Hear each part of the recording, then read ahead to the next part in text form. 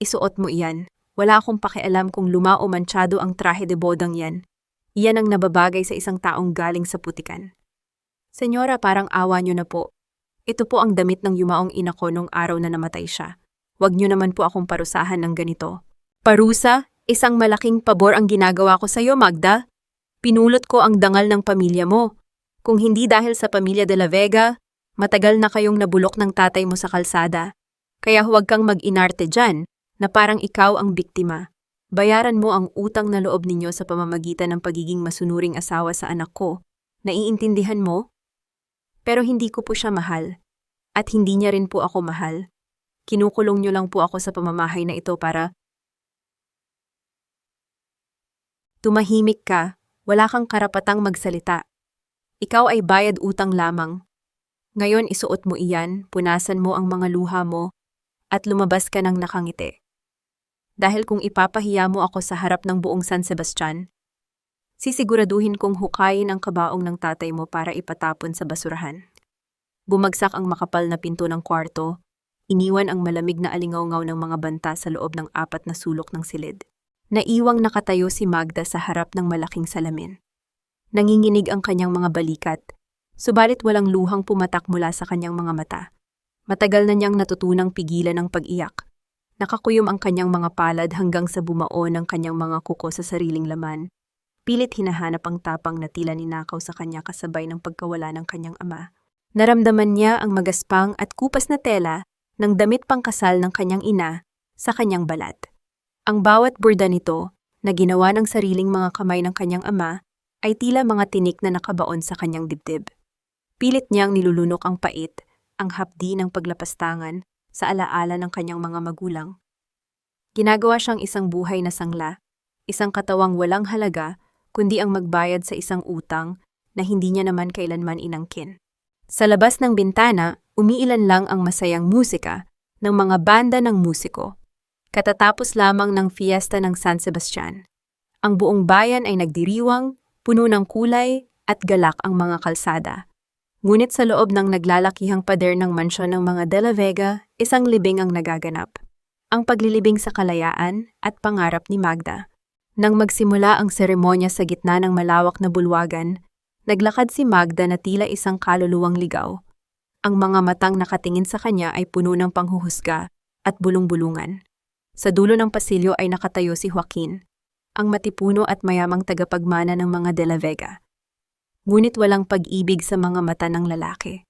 Ang tingin nito kay Magda ay isang malamig na pagkasuklam, isang matalim na pandidiri na tila siya ay isang sakit na napilitan lamang nitong tanggapin. Pagkatapos ng maikli at walang pusong seremonya, inutusan si Magda na pumunta sa gitna ng sala kung saan nakaupo sa isang mataas na silya si Doña Beatriz. Nakapaligid ang lahat ng mga bise-alkalde, mga matatandang konsehal, at ang mga naglalakihang negosyante sa probinsya. Lumusong si Magda sa malamig na sahig. Unti-unti niyang iniyuko ang kanyang ulo. Kinuha niya ang kamay ng ginang, ang mismong kamay na kumitil sa kanyang kalayaan, at idinampi ito sa kanyang noo upang magmano. Isang mapagmataas na ngiti ang gumuhit sa mga labi ni Doña Beatriz. Hinaplos ng ginang ang buhok ni Magda, ngunit ang mga salitang lumabas sa bibig nito ay sinadyang lakasan upang marinig ng buong bayan. Tingnan ninyo ang batang ito, mga kaibigan. Kinupkop namin nang mamatay ang kanyang ama sa sakit at baon sa utang. Ngayon, siya ay opisyal ng tagapaglingkod ng aming pamilya. Siya ang bayad utang ng mga patay. Ang dangal ng mga De La Vega ang nagligtas sa kanya mula sa pagiging walang silbi. Nag-iba ang simoy ng hangin sa bulwagan. Ang kung mga pag-uusap ay naging mga mahihinang hagikik at mapangutyang mga titig. Nakayuko pa rin si Magda, dama ang pamumula ng kanyang mga pisngi sa tindi ng kahihiyan. Para siyang hinuhubaran ng pagkatao sa harap ng maraming tao. Sa pag-angat ng kanyang mga mata, nahagip ng kanyang paningin si Amparo, ang isa sa mga kasambahay at katuwang niya noong mga panahong naghihirap pa siya. Nakayuko rin si Amparo, may awa sa mga mata ngunit walang kakayahang magsalita. Kumurap si Magda. Hindi siya pwedeng mamatay sa kahihiyan. Alam niyang may tinatagong lihim ang yumaong ama, isang lihim tungkol sa lupaing kinatatayuan ng mansyong ito. Ang pagpapakasal na ito ay hindi lamang parusa, kundi isang pagkakataon. Habang nagkakagulo ang mga bisita sa hapagkainan, Naitulak si Magda sa isang madilim na pasilyo patungo sa kusina. Sa gitna ng kaguluhang iyon, naramdaman niya ang isang magaspang at nanginginig na kamay na dumapo sa kanyang pulso. Isang matandang babaeng kasambahay na may nakataling panyo sa ulo ang mabilis na lumapit sa kanya. Bago pa man makapagsalita si Magda, may iniwan itong isang maliit na bagay sa kanyang palad. Mabilis na naglaho ang matanda pabalik sa dilim. Naiwan si Magda na naguguluhan. Binuksan ni Magda ang kanyang kamay nang may pag-iingat. Isa itong piraso ng papel. Makapal, ngunit sunog ang mga gilid. Nang sulyapan niya ang nakasulat, halos tumigil ang pagtibok ng kanyang puso. Pamilyar ang pilit at nanginginig na kumpas ng bolpen na iyon. Sulat kamay iyon ng kanyang ama. Bago niya pa man mabasa ang buong mensahe, narinig niya ang mabigat na yabag ng mga sapatos ni Joaquin na palapit sa kanyang kinaroroonan. Mabilis niyang itinago ang sunog na papel sa ilalim ng manggas ng lumang damit pangkasal, kasabay ng pagniningas ng isang panibagong apoy sa kanyang dibdib. Nabalik lamang ang diwa ni Magda nang marinig niya ang papalapit na mga yabag ng sapatos ni Joaquin. Bawat hakbang ng lalaki ay tila mabigat na dagan sa kanyang dibdib. Pumasok si Joaquin sa silid, may dalang kaunting amoy ng alak mula sa handaan, at ang kanyang mukha ay balot ng puot at pagod.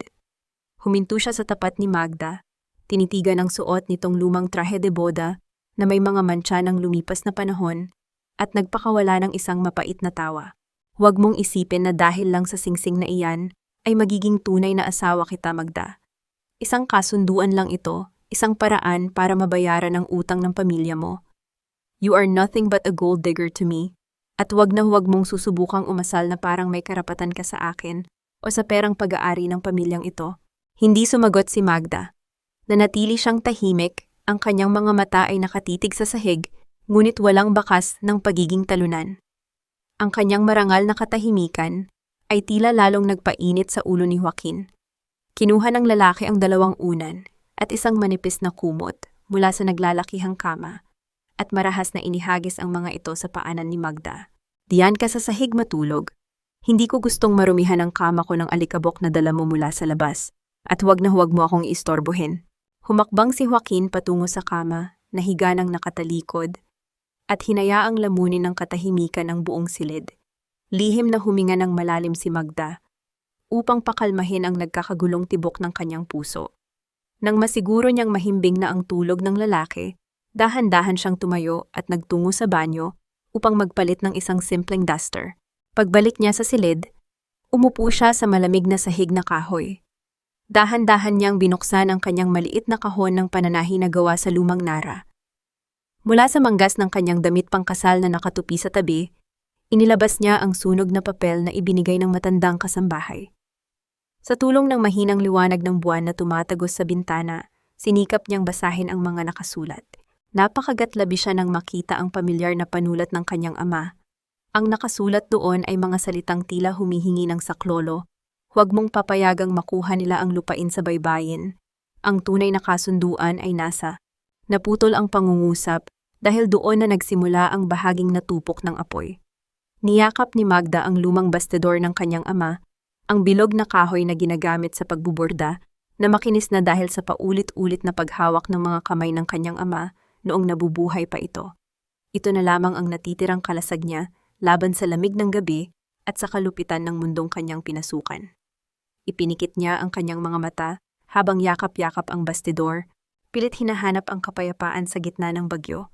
Sa kalagitnaan ng gabi, nagising si Joaquin dahil sa lamig ng aircon. Nang lumingon siya sa gilid ng kama, nakita niya si Magda na nakabaluktot sa sahig. Ang payat nitong katawan ay tila mas lalong lumiit sa ilalim ng manipis na kumot. Nakita niya kung paano yakap-yakap ng babae ang isang lumang bilog na kahoy na pamburda, na parang isang bata na natatakot maiwan sa dilim. Isang kakaibang kurot ng konsensya ang dumaan sa dibdib ni Joaquin. Subalit mabilis niya itong pinatay nang maalala ang babala ng kanyang ina na mapanlinlang ang mga tulad ni Magda. Humiga siyang muli at ipinikit ang mga mata. Kinabukasan, nagising si Magda nang tumama ang unang sikat ng araw sa kanyang mukha. Agad niyang tiningnan ang tabi ng kanyang unan kung saan niya iniwan ang kanyang kahon ng pananahi. Bahagya itong nakabukas. Kinabahan si Magda. Nang hawakan niya ang kahon, Napansin niya ang isang malalim at sariwang gasgas sa makinis na ibabaw ng kahoy, na tila may nagmamadaling nagbukas nito gamit ang isang matalim na bagay. Mabilis niyang hinalughog ang loob ng kahon. Wala na ang sunog na papel, nawala ang tanging bakas na iniwan ng kanyang ama upang maituro ang katotohanan. Nanginginig ang mga daliri ni Magda habang muling hinahalughog ang bawat sulok ng kanyang kahon ng pananahi.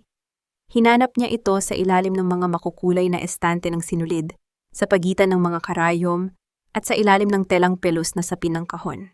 Ngunit wala talaga roon ang papel. Ang tanging ebidensyang nag-uugnay sa kanya sa katotohanan tungkol sa kanyang ama ay tuluyan ng naglaho na parang bula. Napakapit siya sa gilid ng mesa, pilit na hinahabol ang kanyang hininga, na tila unti-unting nauubusan ng hangin sa loob ng malaking silid na iyon. Sa sandaling iyon, dahan-dahang bumukas ang pinto at pumasok si Amparo na may dalang planggana ng maligamgam na tubig at malinis na tuwalya. "Magda, okay ka lang ba? Bakit ganyan ang mukha mo? Parang nakakita ka ng multo." Nag-aalalang tanong ni Amparo habang mabilis na nilalapitan ng kaibigan. Tiningnan ni Magda ang mukha ng dalaga. Lumaki silang magkasama sa parehong barangay, nagbabahagi ng iisang pangarap noong mga bata pa sila. Sa gitna ng masukal na mundong ito ng mga De La Vega, si Amparo ang tanging pamilyar na mukha na nagbibigay sa kanya ng lakas. Dahil sa desperasyon, hinawakan ni Magda ang mga kamay nito. "Amparo, may kumuha ng sulat ni tatay sa loob ng kahon ko. May pumasok dito kagabi habang natutulog kami ni Joaquin. Iyon na lang ang natitirang alaala ni tatay na nagpapaliwanag kung bakit kami napunta sa ganitong sitwasyon." Bulong ni Magda, basag ang boses ngunit puno ng pag-asa na maintindihan siya ng kaibigan. Nanlaki ang mga mata ni Amparo sa gulat at agad na niyakap si Magda upang pakalmahin ito. "Huwag kang mag-alala, Magda. Nandito ako. Tutulungan kitang maghanap. Marami akong alam na tagong sulok sa mansyong ito na hindi pinupuntahan ng mga De La Vega. Baka naman nailagay mo lang sa ibang lugar o baka naman nalaglag habang nag-aayos ka." Habang nakasandal si Magda sa balikat ni Amparo, tinamaan ng sikat ng umaga ang buhok ng kaibigan mula sa bintana. Doon napansin ng kanyang mga mata ang isang makinang na bagay, isang gintong agraha o hairpin na nakasuksok sa maayos na sanggol ng buhok ni Amparo. Hindi iyon isang ordinaryong palamuti. May maliit na ukit iyon ng hugis kalasag na may 3 bituin, ang opisyal na sagisag ng pamilya De La Vega na tanging ang mga may-ari ng mansyon lamang ang may karapatang magsuot. Napansin ni Amparo ang matamang pagtitig ni Magda sa kanyang buhok. Mabilis niyang inayos ang kanyang sanggol at pilit na ngumiti, bagaman may kaunting kaba sa kanyang mga mata. Ito ba? Napulot ko lang ito sa hardin kahapon habang nagwawalis.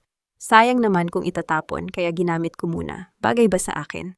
Bago pa man makasagot si Magda, isang matalim na tinig ng isang matandang kasambahay ang umalingaw-ngaw mula sa pasilyo, tinatawag ang kanyang pangalan. "Magda, bumaba ka rito ngayon din. Pinatatawag ka ni Senyora Beatriz sa kusina." Nang makarating si Magda sa malawak na kusina, nandoon si Doña Beatriz. Nakatayo ng tuwid habang hawak ang isang tasa ng tsaa.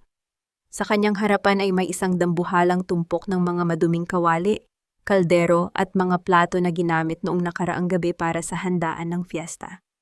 Ang amoy ng sebo at panis na pagkain ay sumasakit sa ilong. "Dahil kasal ka na sa anak ko, huwag mong isiping reyna ka na rito sa mansyon." Malamig na pahayag ni Doña Beatriz habang tinuturo ang tumpok ng mga hugasin. Ang isang galing sa putik ay dapat matutong maglinis ng sarili niyang dumi. Hugasan mo ang lahat ng iyan ng mag-isa. At huwag kang gagamit ng guwantes. Gusto kong maramdaman ng mga kamay mo kung gaano kahirap kitain ang bawat sentimo na ginagastos ng pamilyang ito para sa iyo.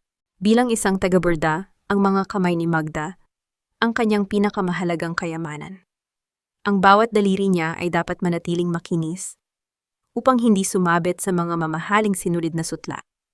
Ang marahas na sabon at magaspang na bakal na panghugas ay tiyak na magpapasugat sa kanyang mga kamay. Ngunit tumango lamang siya, pinigilan ang sarili na magpakita ng kahinaan sa harap ng mapangaping biyenan. Inabot ng gabi si Magda sa kusina. Namamaga, namumula, and may mga maliliit na sugat na ang kanyang mga daliri nang matapos niya ang huling kaldero. Habang naglalakad siya pabalik sa kanyang silid sa madilim na pasilyo ng mansyon, narinig niya ang mga mahihinang bulong na nagmumula sa bahagyang nakabukas na opisina ni Doña Beatriz. Huminto si Magda, tila may kung anong puwersa na pumigil sa kanyang mga paa na humakbang. Sumilip siya sa maliit na siwang ng pinto. Opo, Senyora Beatriz. Sinabi po sa akin ni Magda ang lahat.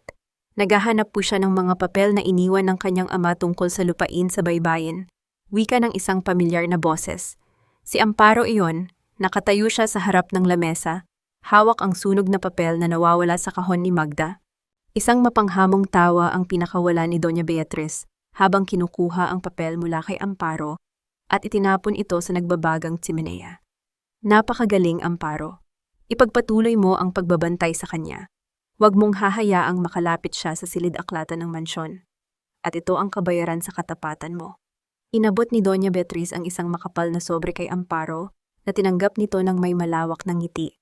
Nakatayo si Magda sa madilim na bahagi ng pasilyo, hawak ang kanyang namamagang mga kamay, na ngayon ay tila mas lalong sumasakit.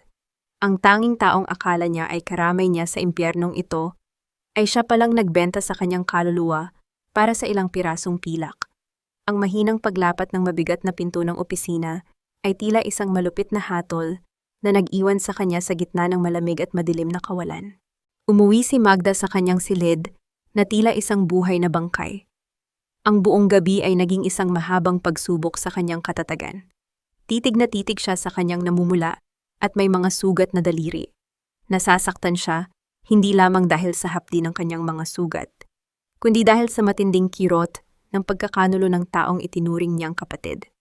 Ngunit sa halip na sumuko o magwala, dahan-dahang dinaloy ni Magda ang kanyang galit patungo sa isang malamig na determinasyon.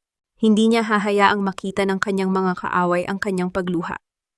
Magpapanggap siyang walang alam upang masubaybayan ang bawat galaw ni na Doña Beatriz at Amparo. Kinaumagahan, isang bulong-bulungan ang pumuno sa silid ng mga kasambahay. Si Rosa, ang pinakabatang katulong sa mansyon, na 15 taong gulang pa lamang, ay nakaratay dahil sa matinding lagnat. Nang mabalitaan ito ni Doña Beatriz, malamig lamang nitong tiningnan ang nanghihinang bata at nagwika na simpleng lagnat lamang iyan at makakatrabaho rin bukas. Dagdag pa ng ginang na huwag siyang maabala sa pagtawag ng doktor dahil baka masayang lamang ang pera sa isang tamad na katulong. Hindi matitiis ni Magda na makitang nagdurusa ang bata. Naalala niya ang kanyang yumaong ama na pumanaw din sa katulad na paraan nang walang pambili ng gamot. Lihim na kinuha ni Magda ang kanyang natitirang kaunting ipon mula sa kanyang lumang pitaka. Ang perang pinaghirapan niya sa pagbebenta ng kanyang mga borda bago siya ikasal. Tumakas siya sa mansyon patungo sa bayan upang bumili ng mga kinakailangang gamot at bumalik din agad upang alagaan ang bata sa maliit at madilim na silid nito. Buong gabi niyang pinunasan ng basang tuwalya ang noo ni Rosa habang umaawit ng isang lumang hele na madalas kantahin ng kanyang ama noong siya ay bata pa. Ang malamyos na tinig ni Magda ay umalingaw-ngaw sa tahimik na sulok ng silid ng mga katulong. Magda! Isang mahinang tinig ang pumutol sa kanyang pag-awit.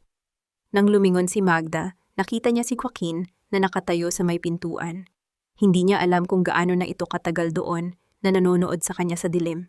Tinitigan ni Joaquin ang mga kamay ni Magda na balot ng puting benda, ngunit patuloy pa rin sa marahang pag-aalaga kay Rosa. Sa sandaling iyon, tila may natunaw na yelo sa puso ng lalaki. Naalala niya ang sariling kabataan sa loob ng malamig na mansyong ito. Noong siya ay magkasakit ng malubha, walang Doña Beatriz na umupo sa tabi niya upang magdamag siyang alagaan. Ang tanging kasama niya noon ay ang katahimikan at ang mga bayrang nurse.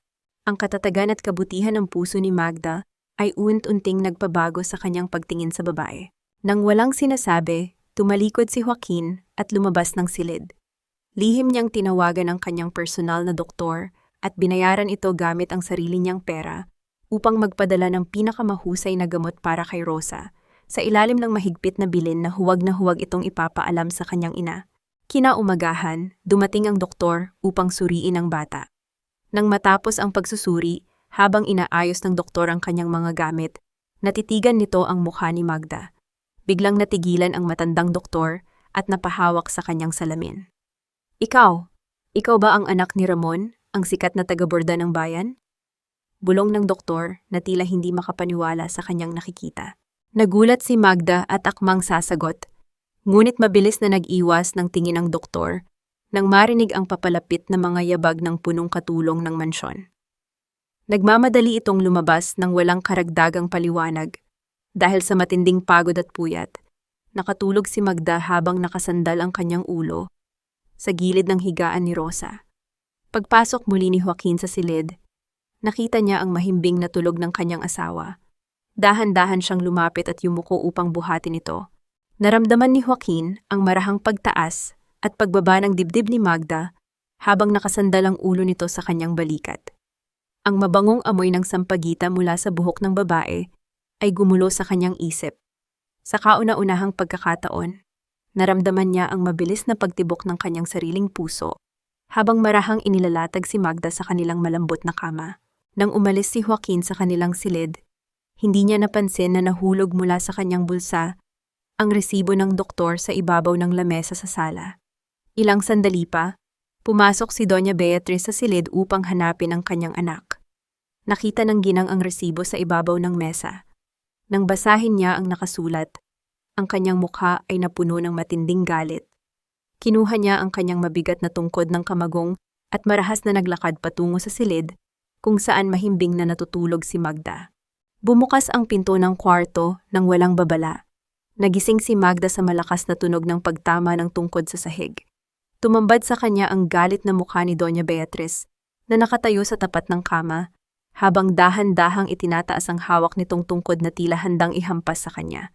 Bago pa man tuluyang bumagsak ang mabigat na tungkod ng kamagong sa katawan ni Magda, isang matitigas na daliri ang sumalo rito sa hangin. Narinig ang marahang lagutok ng kahoy sa pagitan ng magkabilang puwersa. Si Joaquin iyon. Sinalo niya ang tungkod gamit ang kanyang sariling kamay. Ang kanyang mga mata ay nag-aapoy sa galit na hindi kailanman nakita ni Doña Beatriz sa kanyang anak. "Huwag ngayon, Ina. Huwag mong sasaktan si Magda sa pamamahay ko." Malamig na utos ni Joaquin habang dahan-dahang ibinababa ang tungkod mula sa kamay ng kanyang ina. "Lumalaban ka na ba sa akin dahil sa babaeng ito, Joaquin?" Bulyaw ni Doña Beatriz habang nanginginig ang kanyang tinig sa halo-halong galit at pagkabigla. "Nakalimutan mo na ba kung sino ang nagbigay sa iyo ng lahat ng meron ka ngayon? Matapos ang lahat ng sakripisyo ko para sa kinabukasan mo, ganito mo ako babayaran? Kakampihan mo ang anak ng isang magnanakaw? Hindi ako lumalaban sa iyo, Ina. Ngunit ang gamot ni Rosa ay binayaran ko gamit ang sarili kong pera, hindi ang sa pamilya. At si Magda, siya ay asawa ko na ngayon, gusto ko man o hindi. Kaya mahiya naman tayo sa mga katulong kung magsisigawan tayo rito," sagot ni Joaquin habang hinahatak si Magda sa kanyang likuran upang protektahan ito. Tinitigan ni Magda ang likod ni Joaquin. Sa kabila ng mga masasakit na salita nito sa kanya noong unang gabi, nakita niya ngayon ang isang lalaking pilit na kumakawala sa sarili nitong tanikala. Si Joaquin ay hindi lamang ang kanyang bantay. Siya rin ay isang bilanggo sa loob ng gintong hawla ng kanyang sariling ina. Ang kanilang mga mata ay nagtagpo sa isang saglit, nagbahagi ng isang tahimik na pag-unawa na hindi kailangan ng mga salita. Habang nagpapatuloy ang mainit na pagtatalo ng mag-ina sa loob ng silid-aklatan, nakuha ni Magda ang pagkakataon na dahan-dahang lumabas ng mansyon. Alam niyang ito na ang tanging oras upang hanapin si Lola Rosa bago pa man higpitan muli ni Doña Beatriz ang kanyang mga bantay. Naglakad siya ng mabilis patungo sa dulo ng bayan ng San Sebastian, lampas sa maingay at magulong palengke, hanggang sa marating niya ang isang maliit at lumang barong-barong sa tabi ng sapa. Doon nakatira ang matandang bulag na si Lola Rosa, ang dating pinagkakatiwalaang katulong ng kanyang yumaong ama. Dahan-dahan siyang pumasok sa loob. Ang amoy ng tuyong dahon ng tabako at lumang kahoy ay sumalubong sa kanya. "Lola Rosa, ako po ito, si Magda, ang anak ni Ramon," bulong ni Magda habang lumalapit sa matandang nakaupo sa isang lumang tumba-tumba. Humarap ang matanda sa kanyang direksyon, ang kanyang mga bulag na mata ay tila naghahanap ng liwanag. Dahan-dahang itinaas ni Lola Rosa ang kanyang nanginginig na mga kamay at hinaplos ang mukha ni Magda. Agad na pumatak ang mga luha mula sa mga mata ng matanda. "Magda, apo ko, ikaw nga," wika ng matanda, habang hinahagkan ang mga kamay ng dalaga. "Akala ko ay hindi ko na muling maririnig ang boses mo. Makinig ka sa akin, apo. Hindi na baon sa utang ang tatay mo. Niloko siya ni Beatriz. Nalaman ng tatay mo na untunting ninanakaw ng mga De la Vega ang mga titulo ng lupa ng mga magsasaka sa baybayin. Bago siya pumanaw, sumulat siya ng isang tunay na kasunduan upang ibalik ang lupa sa inyo. Ang kasunduang iyon ay nakatago sa sining na iniwan niya. Hanapin mo ang mga pulang sinulid. Natigilan si Magda. Pulang sinulid? Bago pa man siya makapagtanong pa, napansin niya ang isang anino sa labas ng bintana ng barong-barong. Isang matangkad na lalaking nakajacket ng itim ang nakatayo sa ilalim ng mga puno ng saging, nakatitig sa kanila. May mga mata sa paligid natin, Magda. Huwag kang magtitiwala kahit kanino. Mahinang babala ni Lola Rosa habang pilit na pinapaalis ang dalaga. Nagmadaling lumabas si Magda ng barong-barong habang paulit-ulit na tumatakbo sa kanyang isipan ang mga salitang pulang sinulid. Ngunit pagdating niya sa bungad ng makitid na eskinita patungo sa highway, isang malaking itim na sasakyan ang biglang huminto sa kanyang harapan, hinarangan ang kanyang daan. Bumukas ang pinto ng sasakyan at lumabas si Amparo kasama ang dalawang armadong bodyguard ni Doña Beatriz. May nakapaskil na mapang-uyam ng ngiti sa mga labi ng kanyang dating kaibigan. Saan ka pupunta, Magda? Hinahanap ka na ng senyora. At sa pagkakataong ito, wala ka ng matatakasan. Wika ni Amparo habang itinuturo ng mga bodyguard ang pinto ng sasakyan. Ang mababang ugong ng makina ng sasakyan ay umaling-awngaw sa makitid na eskinita, tila isang babala na tuluyan ang sumara ang kanyang huling pagkakataon upang makaligtas. Ibinaba si Magda sa bodega sa likod ng mansyon, kung saan ang hangin ay mabigat sa amoy ng lumang palay at alikabok. Ikinulong siya roon sa utos ni Doña Beatriz bilang parusa sa kanyang pagpuslit. Narinig ni Magda ang marahas na pagsekuro ng bakal na trangka mula sa labas, kasunod ng tuluyang pagbalot ng dilim sa buong paligid. Ilang oras ang lumipas. Sa pamamagitan ng maliit na bintanang may rehas sa itaas ng pader, lumitaw ang mukha ni Amparo. Nakasuot ito ng isang mamahaling balabal na sutla at may hawak na payong upang sanggahin ang patak ng ulan sa labas. Ayan ang napapala mo sa pagmamarunong, Magda. Wika ni Amparo na may kasamang mapang-uyam ng ngiti. Kung pumirma ka na lang kasi sa papel ng diborsyo at umalis ng tahimik, hindi ka maghihirap ng ganyan. Tingnan mo ang sarili mo. Nagmumukha ka ng basahan sa loob ng bodegang iyan. Hindi umimik si Magda. Nanatili siyang nakaupo ng tuwid sa ibabaw ng isang lumang kahon ng gubat. Dahan-dahan siyang tumingala at tinitigan ng kaibigang nagkanulo sa kanya. Hindi ako aalis, Amparo. Mahinang tugon ni Magda. Ngunit ang bawat salita ay may bigat na nagpatahimik sa kabilang panig. Dahil alam ko kung bakit takot na takot si Doña Beatriz na manatili ako rito. At alam ko rin kung magkano ang halaga ng kaluluwa mo para ipagpalit mo ang ating pinagsamahan. Natigilan si Amparo, naging ilang ang kanyang mga mata, at mabilis na tumalikod upang umalis ng walang karagdagang salita. Nang sumapit ang kalagitnaan ng gabi, naghari ang katahimikan sa buong lupain. Sa gitna ng dilim, narinig ni Magda ang marahang pagikot ng susi sa lumang trangka ng pinto. Dahan-dahang bumukas ang mabigat na kahoy at pumasok si Joaquin na may hawak na maliit na lampara at isang lalagyan ng mainit na sabaw at tinapay. Hindi nag-atubili ang lalaki. Naupo siya sa mismong maduming sahig sa tabi ni Magda, walang pakialam kung marumihan ang kanyang mamahaling damo. Kumain ka muna, hindi ka makakalaban sa amin kung wala kang lakas. Mahinang wika ni Joaquin habang inilalapit ang pagkain sa kanya. Napatingin si Magda sa kanang kamay ng lalaki. Namumula at namamaga pa rin ang mga daliri nito. Ang kamay na ginamit ni Joaquin upang saluhin ang mabigat na tungkod ng kamagong para protektahan siya noong nakaraang araw. Kinuha ni Magda ang isang malinis na panyo sa kanyang bulsa. Isinawsaw niya ito sa maligamgam na tubig mula sa baso at dahan-dahang ipinalupot sa namamagang kamay ni Joaquin. Napatitig ang lalaki sa mga daliri ng asawa. Bakit mo ginagawa ito? Pamilya ko ang nagpapahirap sa'yo. Hindi ikaw ang ina mo, Joaquin, sagot ni Magda habang maingat na itinatali ang panyo. At nakikita ko ang sugat sa puso mo na mas malalim pa kaysa sa pasa sa kamay mo. Nagpakawala ng isang mabigat na hininga si Joaquin. Sa unang pagkakataon, inilabas niya ang kanyang tunay na nararamdaman. Kahit kailan hindi ko naramdaman na malaya ako sa bahay na ito. Ang akala ko, pera at kapangyarihan ang lahat. Pero nang makita kita, nang makita ko kung paano mo ipaglaban ang dangal mo sa kabila ng lahat, nainggit ako sa iyo. Sa ilalim ng mahinang liwanag ng lampara, nagtagpo ang kanilang mga palad. Naramdaman ni Magda ang init ng kamay ni Joaquin, at ang kanilang mga anino sa pader ay tila nag-isa sa isang tahimik at matimyas na sandali ng pag-uunawaan at pagmamahal na malayo sa anumang kasakiman. Habang inaayos ni Magda ang kanyang pagkakaupo sa tabi ng pader, tumama ang kanyang mga daliri sa mga semento sa kanyang likuran. Napansin niyang may isang haligi ng semento na bahagyang nakausli at lumana. Nang haplusin niya ito sa dilim, naramdaman ng kanyang mga daliri ang isang ukit, isang maliit na bulaklak na may 5 talulot. Ito ang natatanging marka na madalas iukit ng kanyang ama sa kanyang mga gawa noong nabubuhay pa ito. Naalala ni Magda na ang kanyang ama ang isa sa mga serpintero na gumawa ng lumang bodegang ito noong bata pa siya. Bago pa man niya masuri ng mabuti ang ukit, ang mabigat na pinto ng bodega ay marahas na nabuksan at humampas sa pader. Isang nakakasilaw na liwanag mula sa isang malakas na flashlight ang direktang tumama sa mga mata ni Magda at Joaquin. Umayaw ang boses ni Doña Beatriz sa makitid na silid, puno ng puot at pagkasuklam. Napakagaling, dito pa talaga kayo nagtatago sa gitna ng gabi. Hukayin niyo ang babaeng iyan at dalhin sa bulwagan. Sa gitna ng malawak at marangyang bulwagan ng mansyon, umalingaw ang matatalim na salita ni Doña Beatriz na tila mga hampas ng latigo sa katahimikan ng gabi. Pati ang sarili kong anak ay nagawa mong lasunin ng utak. Wala kang utang na loob. Bukas na bukas din ay palalayasin kita sa pamamahay na ito na walang bitbit kahit isang singko. Galit na sigaw ng ginang habang nakaturo ang daliri sa mukha ni Magda. Humakbang si Joaquin ng buong tatag at humarang sa tapat ng asawa.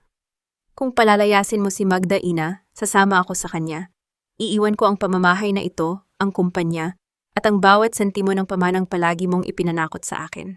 Natigilan si Doña Beatriz. Ang kanyang mukha ay nawalan ng kulay.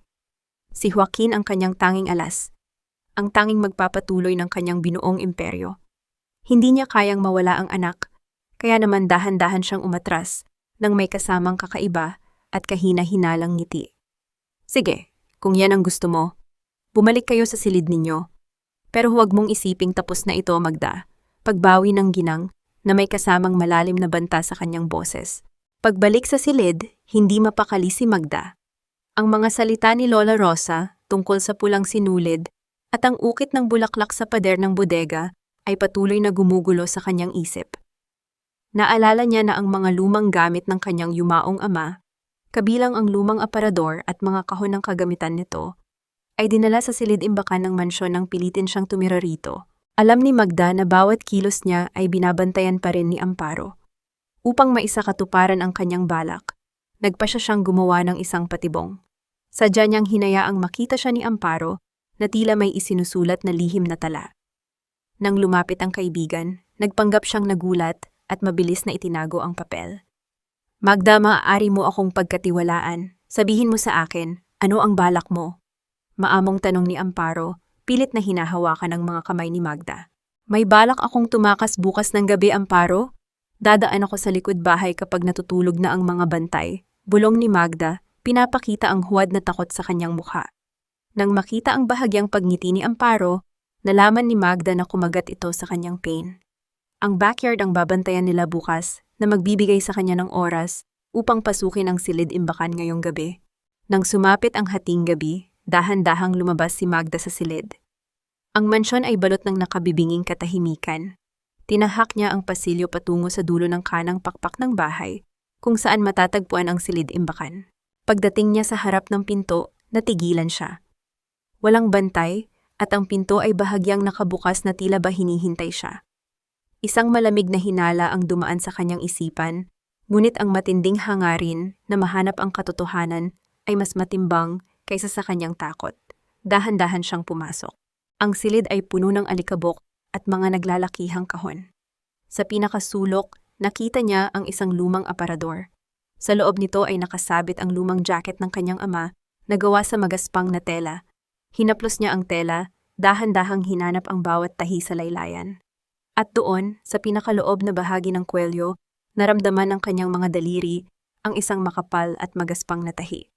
Ito ay gawa sa maliwanag na pulang sinulid. Gamit ang kanyang nanginginig na mga daliri, dahan-dahan niyang hinila ang dulo ng pulang sinulid. Isa-isang nakalas ang mga tahi. Mula sa loob ng kwelyo ay nadama niya ang isang matigas at malamig na bagay. Hinugot niya ito ng buong ingat. Isang maliit at lumang susi na gawa sa bakal na may nakabalot na piraso ng lumang papel. Ang susing ito ang magbubukas sa katotohanan. Isang matinding galak at lunas ang dumaoy sa kanyang puso. Akmang tatalikod na si Magda upang lumabas. Ngunit biglang sumiklab ang maliwanag na ilaw sa buong silid-imbakan. Napatigil ang kanyang paghinga habang dahan-dahang humaharap sa pinto. Nakatayo sa may pintuan si Amparo, hawak ang isang maliit na black tape recorder. May nakapaskil na isang mapanghamong ngiti sa kanyang mga labi. Ang nukoy day aki na tila ba nakuha na niya ang lahat ng kanyang ninanais. Sa likod ni Amparo, dahan-dahang lumabas si Doña Beatriz mula sa dilim, kasama ang 2 armadong bodyguard. Salamat sa tulong mo, Magda, wika ni Amparo habang itinataas ang tape recorder na naglalaman ng huwad na pagtatapat ng pagtakas ng dalaga. Ngayong gabi napatunayan ko na sa buong pamilya na isa kang linta na walang ibang hangad kundi ang magnakaw. Marahas na inagaw ni Doña Beatriz ang bakal na susi mula sa nanginginig na palad ni Magda. Tinitigan ng ginang ang maliit na bagay na tila ba nakuha na nito ang huling hininga ng pamilya ng dalaga. Bahagyang umatras si Magda, ang kanyang mukha ay balot ng matinding pait, subalit sa kailaliman ng kanyang mga mata ay may isang lihim na katahimikan na hindi napansin ng kanyang mga kaaway. Ito pala ang hinahanap mo sa ilalim ng aking bubong, uyam ni Doña Beatriz, habang pinapaikot ang susi sa kanyang mga daliri. Isang kalawanging susi na walang silbi, katulad ng yumaong ama mo. Bago pa man makasagot si Magda, pinindot ni Amparo ang buton ng hawak nitong tape recorder. Agad na napuno ang maalikabok na silid ng boses ni Magda, isang boses na pinutol at pinagtagpi-tagpi upang lumabas ang isang malupit na kasinungalingan. Takasan si Joaquin. Hindi ko mahal si Joaquin. Kailangan ko lang ang papel. Napatigil ang buong paligid nang lumitaw si Joaquin sa may pintuan.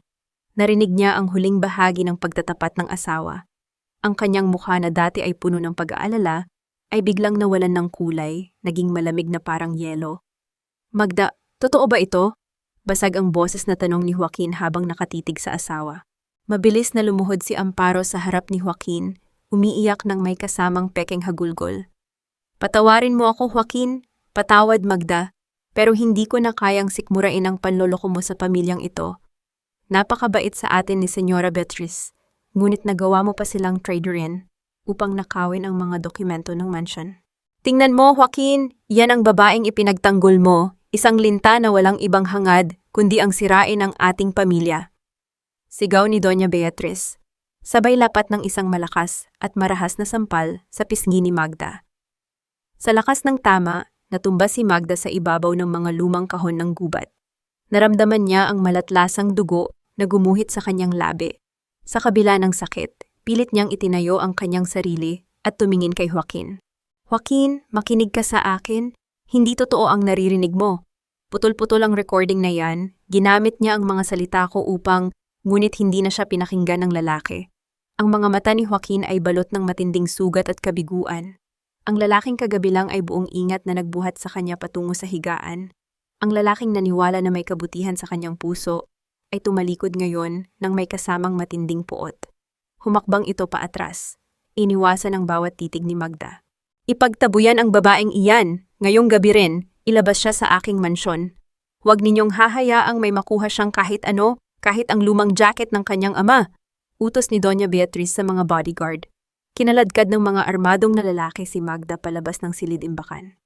Habang dinadaanan niya ang pasilyo, nakita niya si Amparo na nakatayo sa tabi ni Doña Beatriz. Dahan-dahang pinupunasan ang mga huwad na luha, habang may nakapaskil na tagumpay sa mga labi nito. Sinalubong si Magda ng matinding buhos ng ulan sa labas ng mansyon. Marahas siyang itinulak ng mga bodyguard palabas ng naglalakihang bakal na tarangkahan ng mga De La Vega. Bumagsak siya sa basang kalsada, habang ang tubig ulan ay humahalo sa dugo sa kanyang labi. Narinig ang marahas na tunog ng paglapat ng mabigat na bakal na pinto ng mansyon. Tuluyang nagkulong kay Magda sa labas ng mundo ng mga De La Vega. Kasabay nito ang malakas na kulog at kidlat ay gumuhit sa kalangitan. Tila nakikiramay sa tindi ng pagkakanulo at sakit na dinanas ng dalaga sa kamay ng mga taong kanyang pinagkatiwalaan. Lumakad si Magda sa ilalim ng matinding buhos ng ulan, hinahayaang lamunin ng dilim ang kanyang bawat hakbang. Ang bawat patak ng malamig na tubig sa kanyang mukha ay tila naghuhugas sa dugo mula sa kanyang sugatang labi, ngunit walang makapaghuhugas sa matinding hapdi ng pagkakanulo sa kanyang puso. Narating niya ang lumang barong-barong ng kanyang ama, isang abandonadong tahanan na puno ng amoy ng basang lupa, alikabok at mga naiwang pangarap. Sumandal siya sa sulok ng madilim na dingding at dahan-dahang napaupo sa malamig na sahig. Doon, sa gitna ng kawalan, sa wakas ay hinayaan niyang pumatak ang kanyang mga luha. Umiyak siya para sa kanyang kawalang malang ninakaw, para sa kanyang ama, at para sa tiwala na muli niyang ibinigay, ngunit muling dinurog ng mundo. Habang nagaganap ito sa mansyon ng mga De La Vega, nakaupo si Joaquin sa tapat ng bintana habang hawak ang isang baso ng alak. Ang bawat patak ng ulan sa labas ay tila sumasabay sa gulo ng kanyang isip. Dahan-dahang pumasok si Amparo sa silid, may dalang tray ng kape at sumubok na magsalita ng may huwad na tamis. Joaquin, uminom ka muna nito. Huwag mo nang isipin ang babaeng iyon. Hindi siya karapat-dapat sa pag-ibig mo at sa sakit na nararamdaman mo ngayon. Bulong ni Amparo habang inilalapag ang tray. Nang tumama ang liwanag ng lampara sa leeg ni Amparo, natigilan si Joaquin. Nakita niya ang isang gintong kwintas na may ukit na bulaklak. Isang mamahaling alahas na pag-aari ng kanyang ina. Bakit ito suot ng isang simpleng kasambahay? Bakit ibibigay ng kanyang mapagmataas na ina ang ganoong kayamanan kay Amparo para lamang sa pag-uulat ng kasalanan ni Magda, maliban na lamang kung may mas malalim silang sabuatan? Isang matinding pagdududa ang nagsimulang mamuo sa puso ni Joaquin. Tinitigan niya si Amparo ng isang malamig at nagtatanong na tingin na naging dahilan upang mabilis na magpaalam ang dalaga at lumabas ng silid. Nang sumapit ang umaga, nagising si Magda dahil sa sikat ng araw na tumatagos sa sira-sirang bubong. Masakit ang buong katawan niya, ngunit nang idilat niya ang kanyang mga mata, natigilan siya sa tapat ng lumang lamesa ng kanyang ama. Doon, sa ilalim ng makapal na agyo, ay nakalatag ang isang lumang bastidor na kahoy at ilang hibla ng pulang sinulid. Dahan-dahan niya itong kinuha. Sa sandaling iyon, tila narinig niya ang banayad na boses ng kanyang ama. Magda, anak, ang karayom ay maaring magpadugo sa iyong mga daliri, ngunit ito rin ang tanging may kakayahang magtagpi sa mga punit na tela ng buhay. Niyakap ni Magda ang bastidor ng napakahigpit. Bumaon ang magaspang na kahoy sa kanyang sugatang mga daliri hanggang sa muling dumugo ang mga ito at mag-iwan ng pulang mantsa sa ibabaw ng kahoy. Ngunit hindi niya naramdaman ang sakit. Isang matinding lakas ang biglang gumising sa kanyang buong pagkatao. Naalala niya ang bawat segundo ng pag-uusap nila ni Amparo bago ito nagtaksil. Naalala niya kung paano pinutol at pinagtagpi-tagpi ang kanyang boses sa tape recorder upang magmukha siyang magnanakaw. At higit sa lahat, naalala niya ang mga salita ni Lola Rosa. Ang tunay na kasunduan ay nakatago sa sining, hanapin mo ang mga pulang sinulid. Napagtanto ni Magda na ang bakal na susing inagaw ni Doña Beatriz kagabi ay isa lamang pain. Ang kanyang ama, bilang isang matalinong artesano, ay hindi kailanman mag-iiwan ng ebidensya sa isang simpleng susi na madaling makuha ng kanyang mga kaaway. Ang tunay na susi upang buksan ang lihim na deposito ng kanyang ama sa bangko ay isang 4 na digit na numerong seguridad.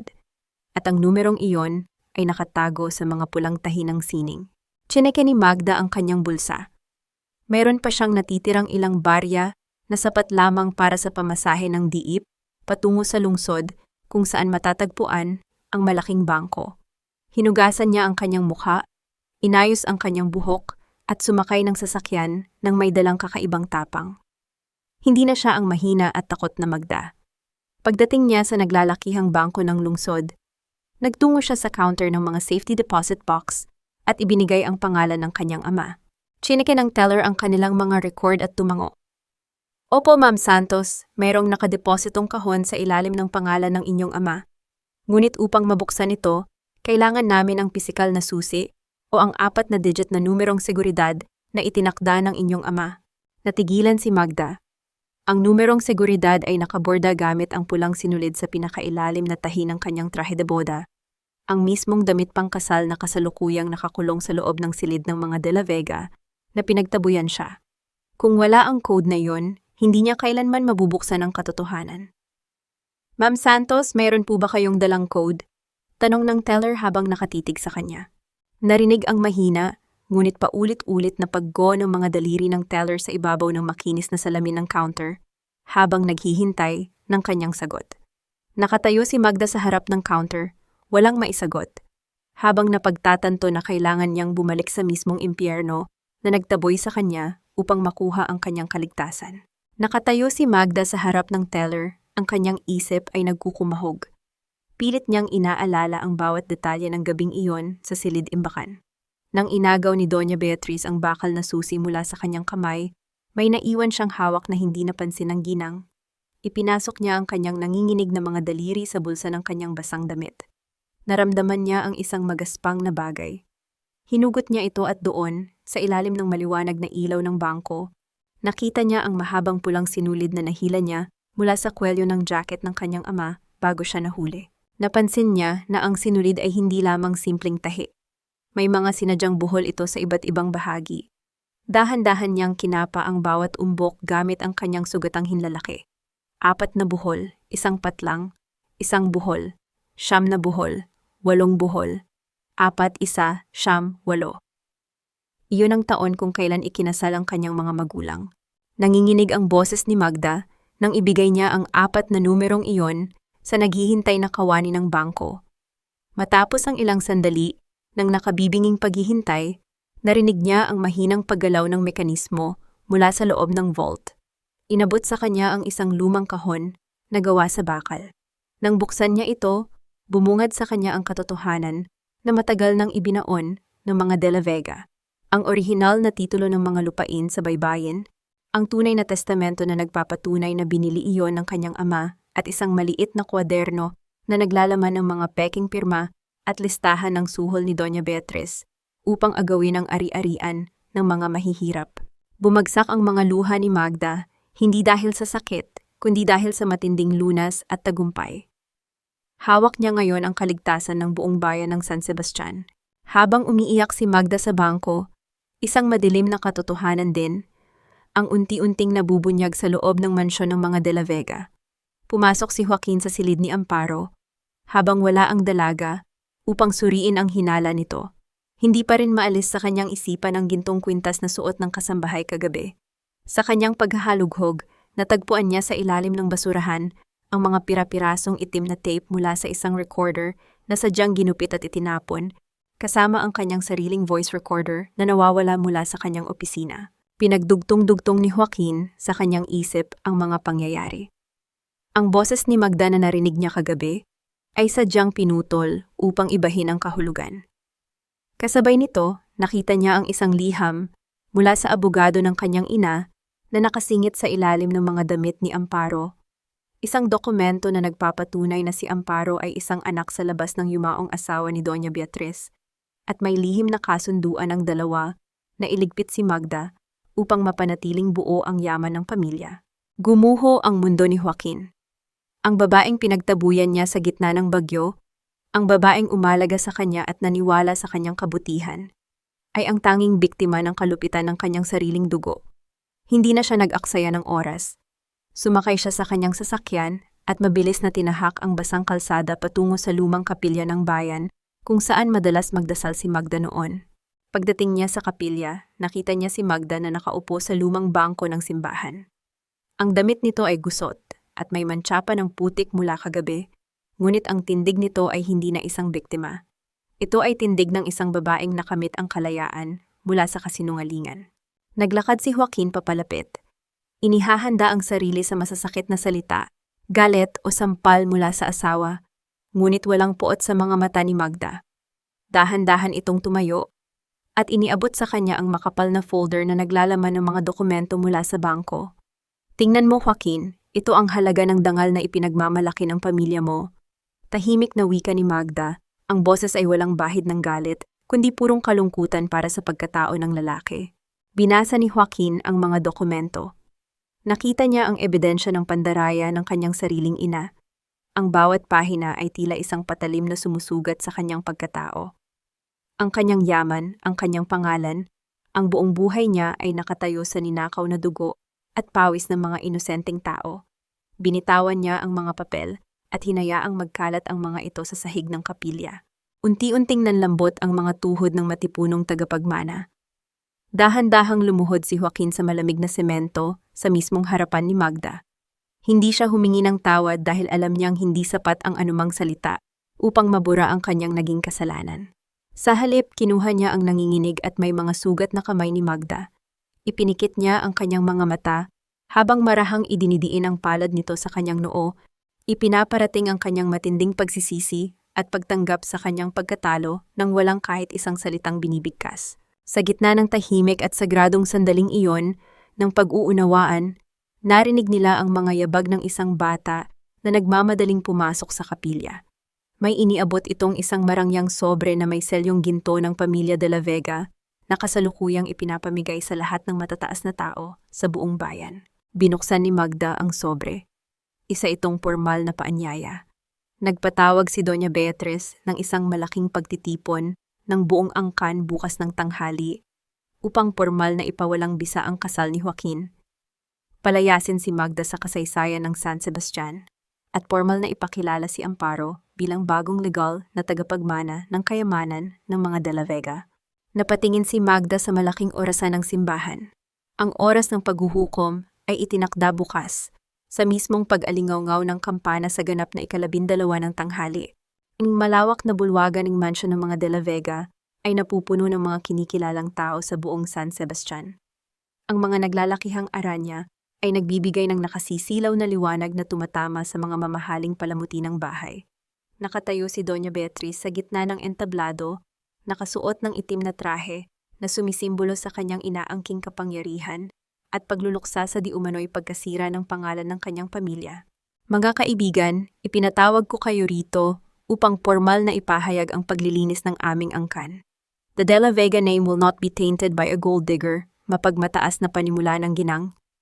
Opisyal ko nang pinapawalang bisa ang kasal ng aking anak sa babaeng iyon, at nais kong ipakilala sa inyo ang tunay na may dugong maharlika, ang bago kong tagapagmana, si Amparo. Umakyat si Amparo sa entablado, suot ang isang kumikinang na damit na gawa sa mamahaling sutla. Sa kanyang leeg ay nakasabit ang pamosong gintong kwintas ng pamilya. Ang kanyang mga ngiti ay tila isang matagumpay na bandila ng isang huwad na reyna.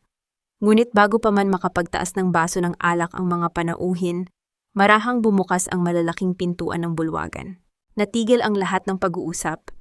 Ang bawat pares ng mata ay napunta sa direksyon ng pintuan. Nakatayo roon si Magda. Wala siyang suot na mamahaling alahas o pampaganda. Nakasuot lamang siya ng isang simpleng Filipiniana na gawa sa abaka. Ang kasuotan ng mga karaniwang tao, ang kasuotan ng kanyang mga ninuno. Ngunit ang kanyang tindig ay hindi kayang tumbasan ng kahit anong yaman. Nakataas ang kanyang noo, at ang kanyang mga mata ay nag-aapoy sa kalmadong katapangan. Bakit nakapasok ang basurang iyan dito? Mga gwardya, palayasin niyo siya! Nanggagalaiting utos ni Doña Beatriz. Habang mabilis na nanginginig ang kanyang mga daliri sa galit. Humakbang si Magda palapit sa entablado. Walang gwardyang nangahas na hawakan siya dahil kasunod niyang pumasok ang pinuno ng pulisya at ang alkalde ng San Sebastian. Hindi ako pumarito upang bawiin ang posisyon ko sa pamilyang ito, Señora Beatriz. Pumarito ako upang singilin ang tunay na utang. Kalmadong wika ni Magda na nagpatahimik sa buong bulwagan. Inilabas niya mula sa isang simpleng sobre ang mga dokumentong may tatak at pulang selyo mula sa pambansang hukuman at iniabot ito sa alkalde. Iyan ang orihinal na titulo ng mga lupain sa baybayin. Ang lupaing kinatatayuan ng mansyong ito at ng inyong mga negosyo ay matagal nang binili ng aking ama. Kayo ang nagnakaw nito, senyora. Kayo ang nagpapirma sa kanya ng mga peking dokumento sa ilalim ng pagbabanta. Patuloy ni Magda. Ang bawat salita ay bumabaon na tila mga patalim sa pagkatao ni Doña Beatriz. Namutla ang ginang. Lies! Mga kasinungalingan! That's fabricated! Joaquin, anak, ipagtanggol mo ang pamilya natin. Sabihin mo sa kanila na baliw ang babaeng iyan. Tumingin ang lahat kay Joaquin, na tahimik na nakatayo sa isang gilid ng entablado. Dahan-dahan siyang naglakad palapit, ngunit hindi patungo sa kanyang ina. Lumapit siya sa pinuno ng pulisya at iniabot ang isang itim na kwaderno. Ito po ang personal na ledger ng aking ina. Nandyan ang lahat ng listahan ng mga huwes at opisyal na binayaran niya upang palitan ang pangalan sa titulo ng lupa ng mga magsasaka, kabilang ang kay Ramon Santos. Malamig ngunit basag na wika ni Joaquin. Parang gumuho ang mundo ni Doña Beatriz. Napahawak siya sa kanyang dibdib, hindi makapaniwala na ang mismong anak na ginamit niya upang mapanatili ang kapangyarihan, ang siyang nagpabagsak sa kanya. Joaquin, what have you done? I did this all for you. Hindi ina, ginawa mo ito para sa iyong sarili, sagot ng lalaki. Tumalikod at hindi na muling lumingon sa kanyang ina. Nang maramdaman ni Amparo na tuluyan ng natalo ang ginang at unti-unti nang lumalapit ang mga pulis, mabilis na nagbago ang kanyang anyo. Umiyak siya ng malakas at lumuhod sa harap ng alkalde, pilit na inilalayo ang kanyang sarili sa kasalanan. Wala po akong alam, inutusan niya lang po ako. Pinilit niya akong saktan si Magda at nakawin ang ebidensya. Isa lang po akong biktima ng mapang-abusong matandang iyan. Hagulgol ni Amparo habang pilit na nakakapit sa binti ng pulis. Lumapit si Magda kay Amparo. Tumingala ang nagtaksil na kaibigan, naghihintay ng malakas na sampal na nararapat sa kanya. Ngunit walang kamay na dumapo sa kanyang pisngi. Sa halip, dahan-dahang iniabot ni Magda ang kanyang mga daliri sa batok ni Amparo. Maingat niyang kinalas ang kandado ng mamahaling gintong kwintas ng mga De La Vega at inilagay ito sa panginginig na palad ng kanyang dating kaibigan. Ang bagay na hindi sa iyo, Amparo, kahit anong pilit mong isuot, pabigat lamang iyan sa iyong kaluluwa, mahinahong bulong ni Magda. Ang kanyang awa ay mas masakit pa kaysa sa anumang pananakit na pisikal. Wala nang mas nakakahiya pa kaysa sa mahubaran ng dignidad sa harap ng lahat. Naramdaman ni Doña Beatriz ang malamig na posas na idinikit sa kanyang mga pulso. Ang reyna ng San Sebastian ay inilabas ng mansyon habang nagsisisigaw, pilit na isinisiksik sa isip ng mga tao na siya pa rin ang pinakamakapangyarihan, hanggang sa tuluyang malunod ang kanyang tinig sa labas ng pintuan.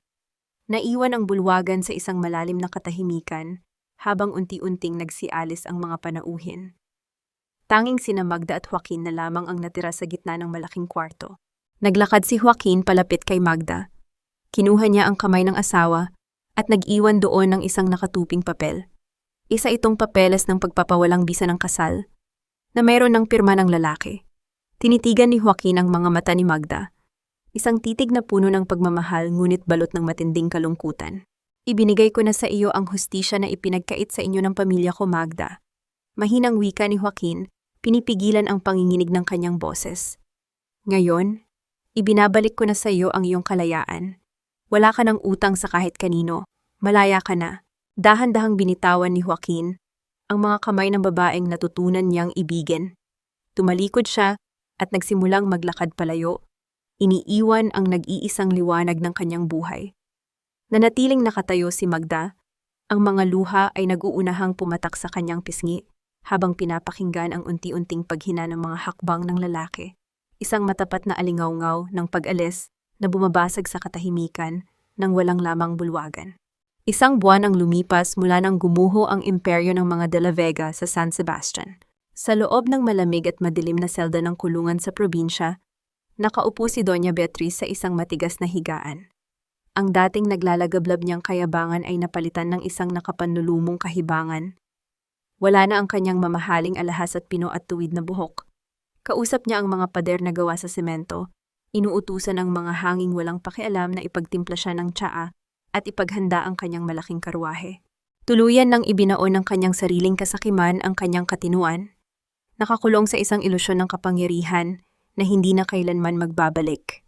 Sa kabilang dako, sa maalikabok na terminal ng bus sa gilid ng bayan, isang babaeng nakasuot ng punit-punit at maruming damit ang nakaupo sa gilid ng kalsada. Si Amparo. Walang pamilya o sino mang tao sa San Sebastian ang kumupkop sa kanya matapos mabulgar ang kanyang pagtataksil. Sa isang maliit na probinsya kung saan ang utang na loob at katapatan ang pinakamataas na batas, ang isang traidor ay walang puwang. Dahan-dahan siyang nag-angat ng kanyang nanginginig at maduming kamay upang humingi ng limos sa mga nagdadaan. Ngunit tanging malamig na hangin at mapanghusgang mga tingin lamang ang isinukli sa kanya ng mundo. Ang buhay na pinili niya kapalit ng pagkakanulo sa kanyang nag-iisang kaibigan ay naging sarili niyang impyerno. Sa tanggapan ng munisipyo, tahimik na pinirmahan ni Magda ang mga huling dokumento. Sa harap niya ay ang mga matatandang magsasaka at mangingisda ng San Sebastian, lahat ay may luha ng pasasalamat sa kanilang mga mata. Ibinigay ni Magda ang lahat ng titulo ng lupa pabalik sa mga tunay na nagmamay-ari nito. Magda, panimula ng matandang abogado ng bayan habang inaayos ang mga papeles.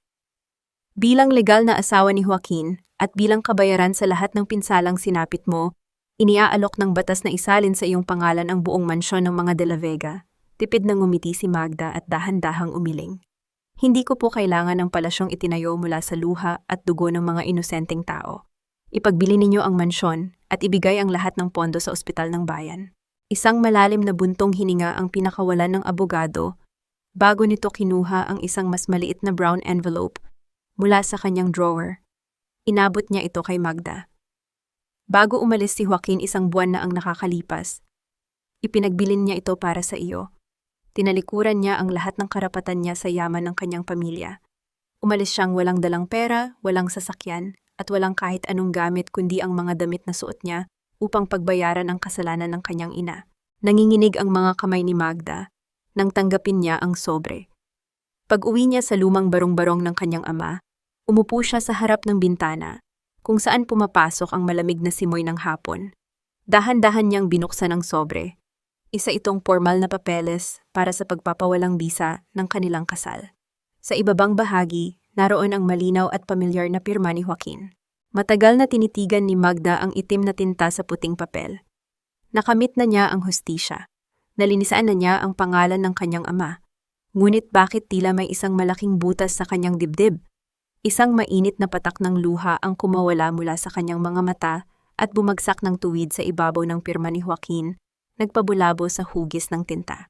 Sa sandaling iyon, inamin niya sa kanyang sarili na sa kabila ng lahat ng sakit na naranasan niya sa mansyon ng mga De La Vega, natutunan niyang mahalin ang lalaking sumalo sa mga latigo ng mundo para protektahan siya. Ang pag-ibig ay hindi pala namamatay sa gitna ng digmaan. Minsan, doon pa ito mas tumitibay. Kinuha ni Magda ang kanyang lumang kahon ng pananahi. Kumuha siya ng isang karayom at isang hibla ng matitingkad na pulang sinulid. Sa halip na punitin ang papeles, itinusok niya ang karayom sa papel. Dahan-dahan niyang binordahan ang ibabaw ng pirma ni Joaquin. Bawat tahi ay may kasamang pagmamahal at pangungulila hanggang sa ang malamig na pirma ng paghihiwalay ay matakpan ng isang magandang borda ng isang ibong lumilipad, simbolo ng kalayaang ibinigay ng lalaki sa kanya at ng pag-asang umuusbong sa kanyang puso. Habang pinagmamasdan niya ang kanyang ginawa, narinig niya ang sunod-sunod na pagtawag mula sa labas ng kanyang bahay. Dumating ang isang matandang mangingisda mula sa kabilang bayan upang maghatid ng isda. Magda, balita ko ay hinahanap mo ang asawa mo, wika ng matanda, habang inilalapag ang basket ng isda. Nanggaling ako sa daungan ng Santa Clara kaninang umaga. May nakita akong isang matipunong lalaki, dating tila mayaman ngunit ngayon ay namamasada ng mga mabibigat na sako ng kargamento sa pantalan. Narinig ko sa mga trabahador, Joaquin daw ang pangalan. Natigilan si Magda. Ang hangin ay tila tumigil sa pag-ihip. Mahigpit niyang hinawakan ang papel na may bordang ibon. Ang lalaking minsang nag-alay ng lahat para sa kanyang kalayaan ay naroon sa malayo, naghihirap at pinarurusahan ang sarili. Tumingin si Magda sa daan, ang kanyang mga mata ay nag-aapoy sa isang bagong determinasyon. Susundan ba niya ang tinig ng kanyang puso bago tuluyang mahuli ang lahat? 2 taon ang lumipas mula nang lisanin ni Magda ang anino ng mga De La Vega. Ang lumang tahanan ng kanyang ama na dati ay balot ng agyo at kalungkutan. Ngayon ay puno ng buhay, kulay at pag-asa. Ginawa itong isang tanyag na paggawaan ng mga bordang damit ni Magda. Isang kanlungan kung saan niya tinatanggap ang mga babaeng nakaranas ng pang-aabuso at mga pinilit sa kasal na walang pag-ibig.